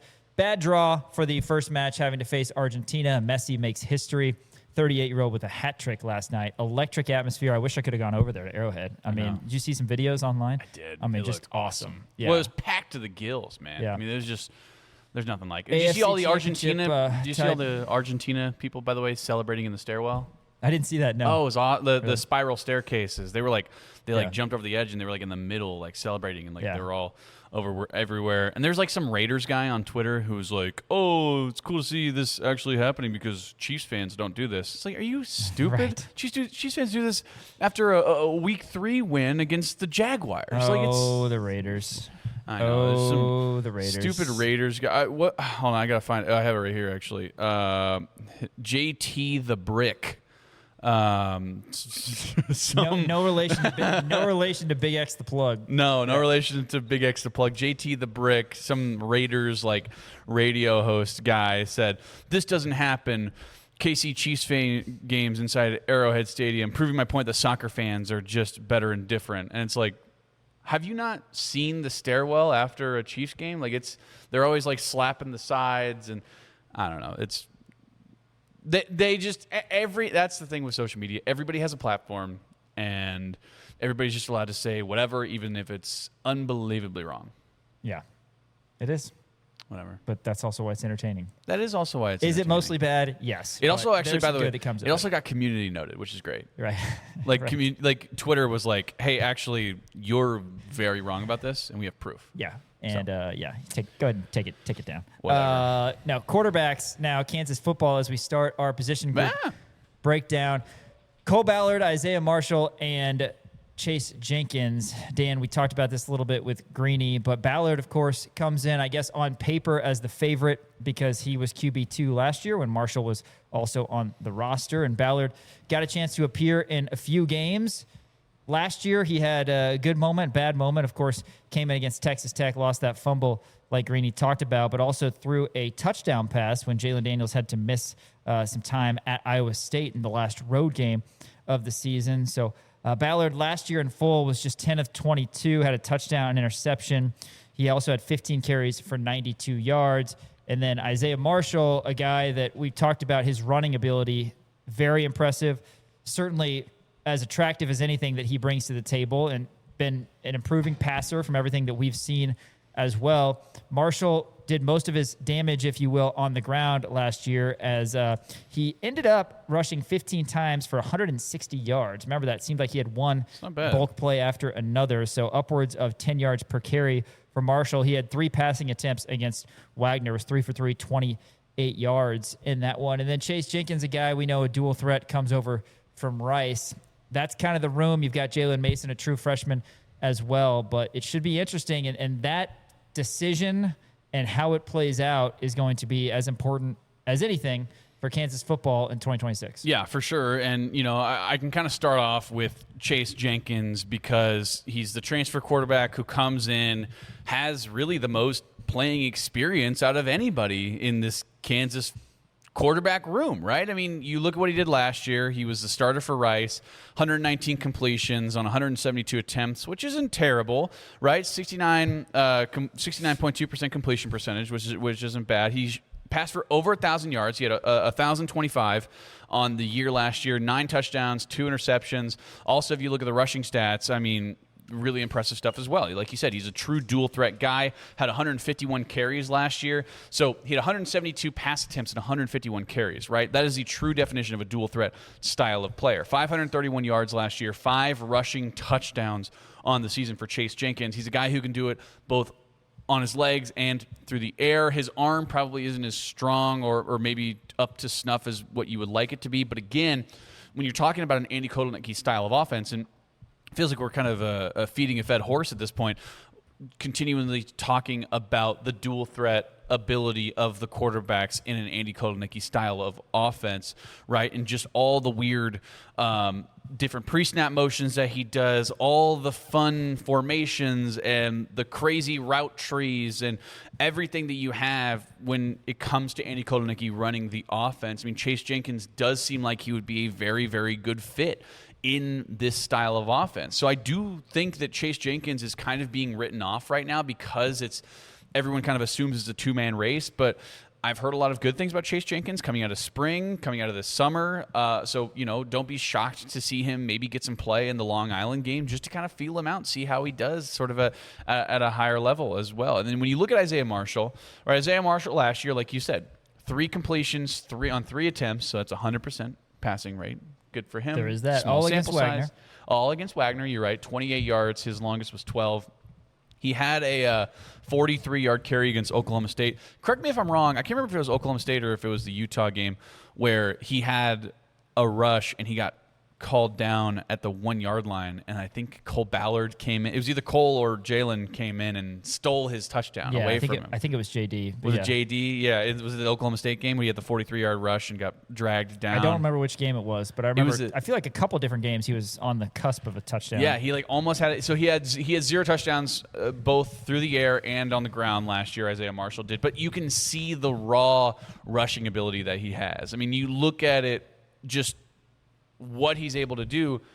The kid's averaging 10.7 yards per rush on 15 rushes. Again, small sample size, but still you're able to see the bursts of speed that he's able to have. With the 43-yard rush, with the 20-yard rush he had against Cincinnati, he had a 16-yard rush against Wagner, 13-yard rush against Utah. I mean, he was really able to utilize his legs in kind of a fun way. And again, that was under Zabrowski, but Zabrowski is a disciple of Andy Kotelnicki. He was sort of a watered down. I don't want to say watered down. It feels mean to say, but not necessarily as in depth and as kind of kooky and wild and crazy and fun as an Andy Kotelnicki style of offense, right? So I think Isaiah Marshall, his arm is continuing to get better. That's kind of been the biggest thing about Isaiah Marshall, is the fact that his arm maybe isn't up to snuff as Cole Ballard's is. But again, when you look at the style of offense, it's still something to note that Isaiah Marshall is a really, really solid runner and a really nice dual threat quarterback. And then when you look at Cole Ballard from last year, he got in 7 games last year. He wound up going 10 for 22, 108 yards through the air. He had a touchdown, also had a pick in there as well against Kansas State. Wound up having 15 rushes for 92 yards, which, again, is really impressive. That's 6.1 yards per carry, and you can see the bursts of speed, but he's more of a bruiser, if you will. I'm going to make a weird comparison, and I like to make this comparison to everybody. He is Kareem Hunt, whereas Isaiah Pacheco is not Isaiah Pacheco. Oh, man, I'm very confused on where this is going.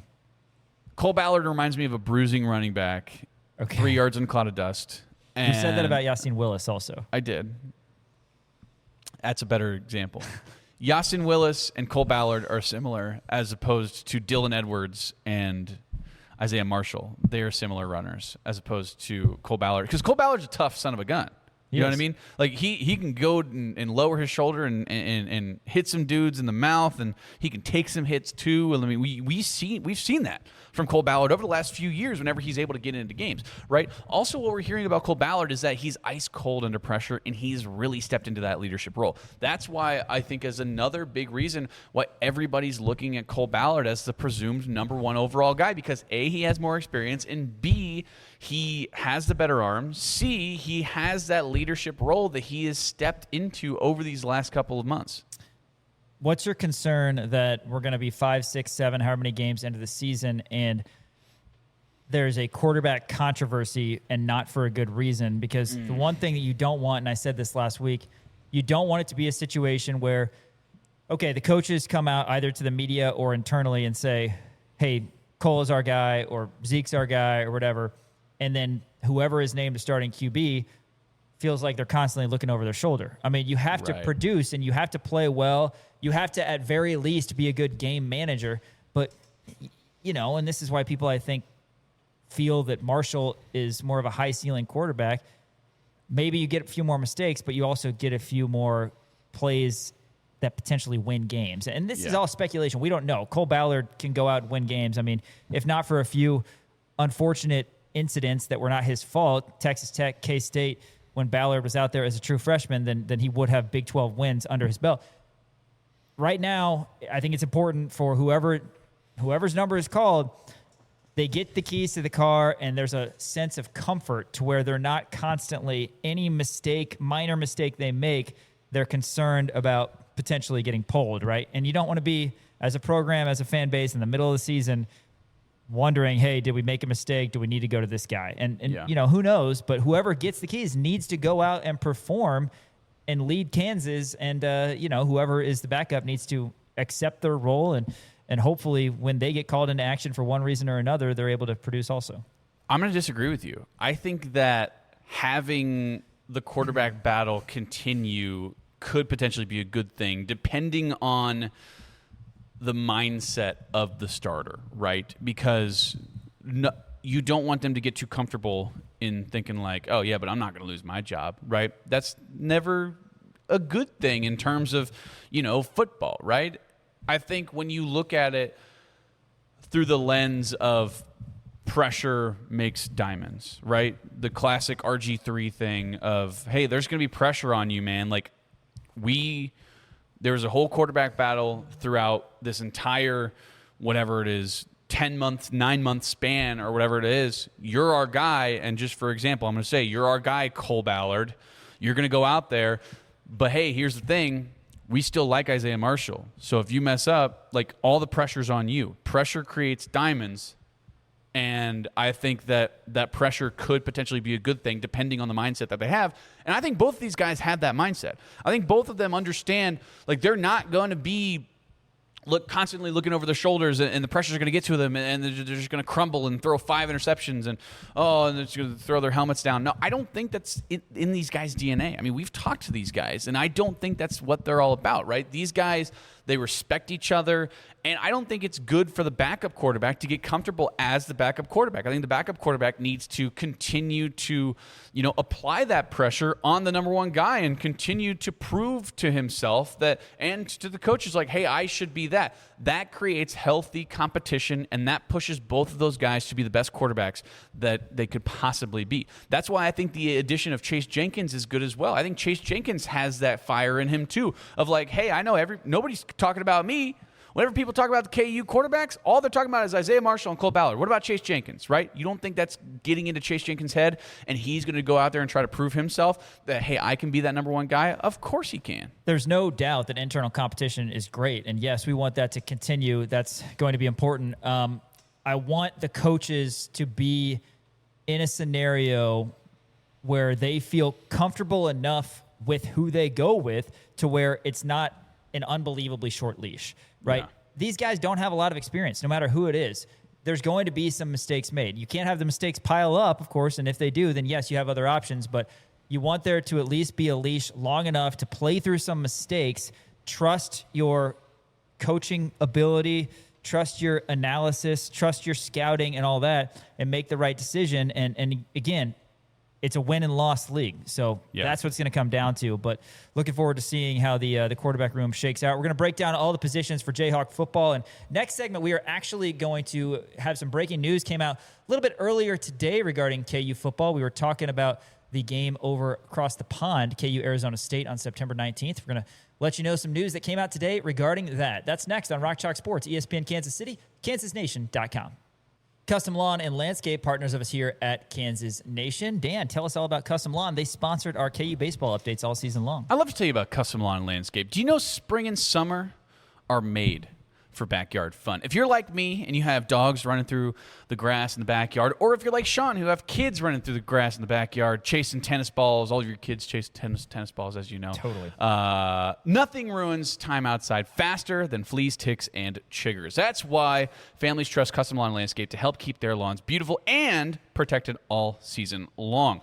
Their home insect control program helps defend your yard from those pesky bugs so your pets and loved ones can enjoy the outdoors more comfortably and safely. And right now, when you sign up for the season, your first application is 100% free. What? That's right. I said it. 100% free for your first application. It's a simple way to take back your backyard this spring and summer. Visit CustomLawn.com to schedule your first free application with a seasonal insect control program. Custom Lawn and Landscape, helping you love your lawn without the bugs. World Cup has been at the forefront. And it was really cool earlier today. Live from Wembley Stadium, we now know Kansas, Arizona State. Fox Big Noon Kickoff. Woo! Fox announced that today during its World Cup coverage. But yes, the inaugural Union Jack Classic going down on September 19th. Gonna start with the coverage Fox has with Big Noon Kickoff. Of course, not College Game Day. It's the Fox version of College Game Day, but going to be broadcast live from London starting at 9 a.m. Central on September 19th to help feature the first ever college football game inside the historic stadium. It's scheduled for 11 a.m. kickoff on FS1. Big Noon Kickoff last year delivered its most watched season ever, 1.8 million viewers in the hour leading up to the 11 a.m. games. That's a 14% improvement from the year prior. Coach Leipold saying, quote, "We're extremely excited to have Fox's Big Noon Kickoff come to London and preview the Union Jack Classic. Big Noon Kickoff does an outstanding job of showcasing the pregame pageantry of college football.